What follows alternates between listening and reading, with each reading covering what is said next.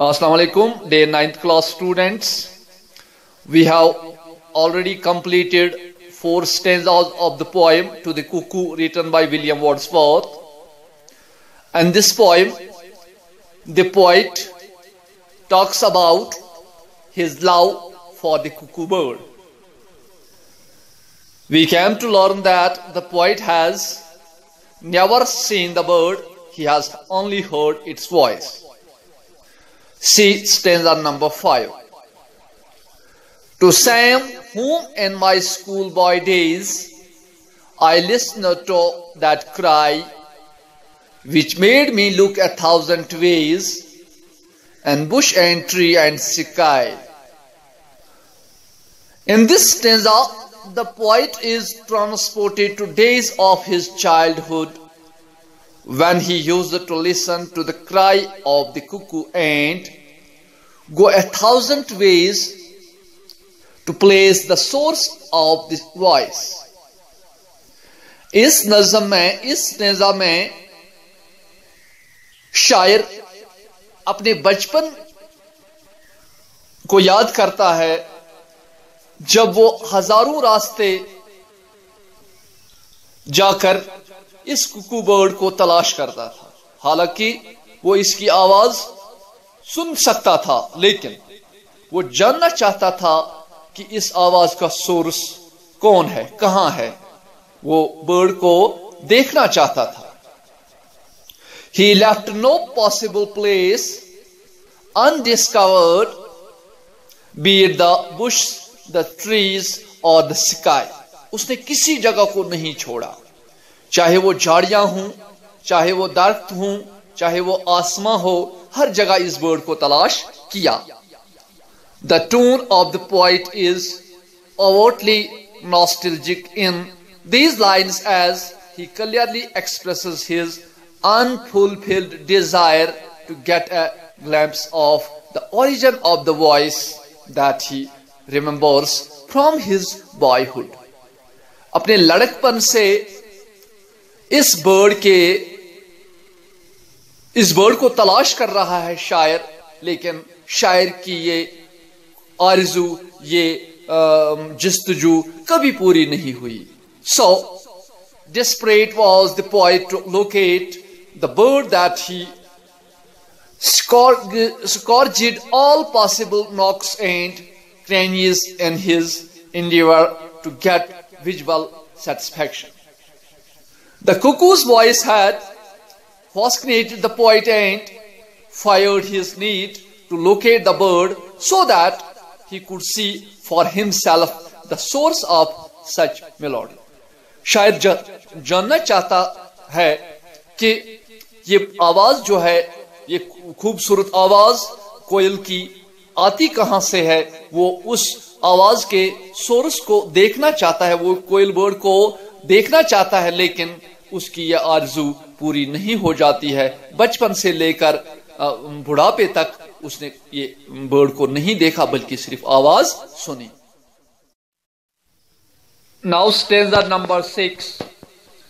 To seek thee did I often rove through woods and on the green, and thou wert still a hope, a love still longered for never seen.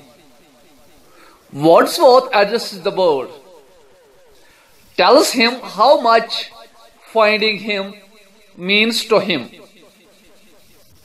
The poet wandered constantly looking for the bird in woods, anywhere and everywhere.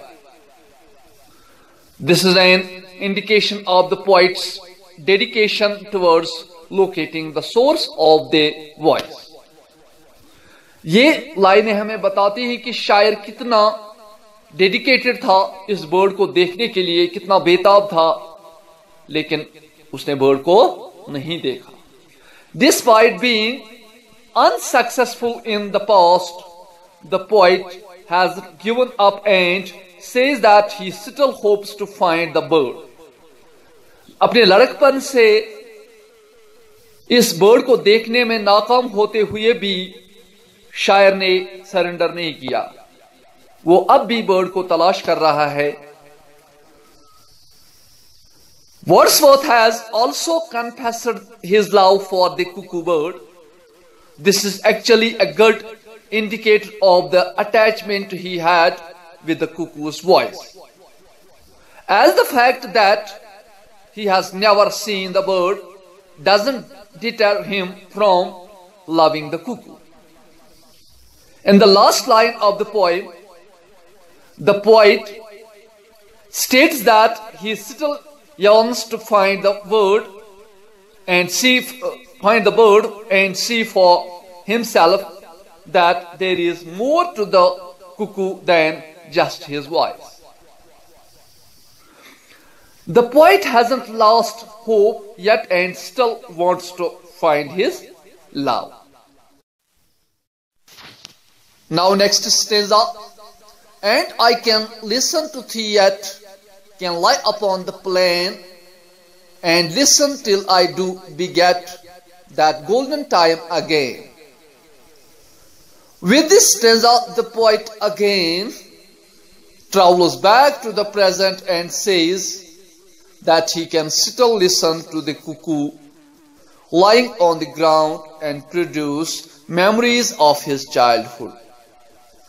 इस बंद में, इस stanza में शायर अपने present में वापस आता है और कहता है कि वो आज भी कुकू बर्ड की आवाज को सुन सकता है और अपने बचपन की यादों को ताजा कर सकता है. This stanza is in actuality a whole sentence and cannot be interpreted line wise.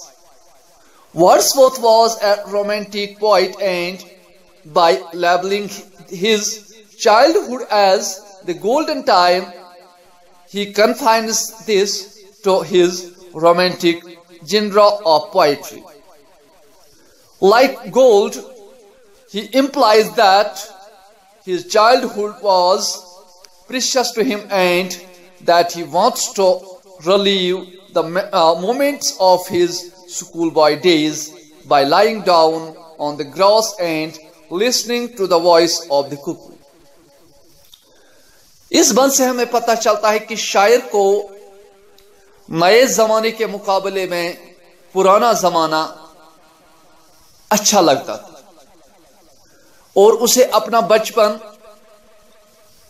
अपने बुढ़ापे से बेहतर लगता है और वो चाहता है कि वो बचपन की यादों में वापस चला जाए. और सभी जानते हैं कि बचपन का जमाना जो होता है वो सबसे बेहतरीन दौर होता है जिंदगी का. The poet is nostalgic and wants to conjure up memories of his childhood by relying on the cuckoo's cry. Here is the last stanza of the poem. Oh, blessed bird, the earthly pace again appears to be an unsubstantial fairy place that's fit home for thee. Blessed encompasses the poet's love and devotion towards the cuckoo. Wordsworth calls the earth unsubstantial, that is, an unrealistic place of fairies. This could be because the earth has mesmerizing elements of nature, like the sky, woods, rivers, valleys, but all the same time is flagged by restrictions of industrial life, which curbs the freedom of an individual. A place with such enchanting contradictions is place that is fit for the cuckoo. The poet could also be saying that the earth that is so versatile is the perfect dwelling for the cuckoo, as he too is full of contradictions. He steals visions from the poet's childhood and makes him nostalgic. but is himself never to be seen. Dear students, I am going to teach you all the poetic devices that have been used in the poem by the poet, and we will talk about those poetic devices in next video. So far, keep watching the videos.